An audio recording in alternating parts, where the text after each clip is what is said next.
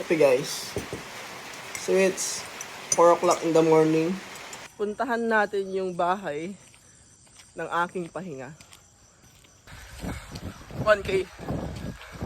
Muulan. 3K. Masisermonan na naman tayo nito guys. Dito na tayo guys. 8K. Refill tayo ng glycogen. 12K. 15K. One word to define this run, this is commitment. Monday pa lang, nilulook forward ko na tong Sunday. Sabi ko, tatakbo ako hanggang Manawag Church. So simula nung Monday hanggang kahapon, yung program ko and yung routines ko, nakafocus ako dito. Mindset. Pangalawa, either rain or shine, alam ko na ready ako. Kasi I prioritize my nutrients, especially vitamin C.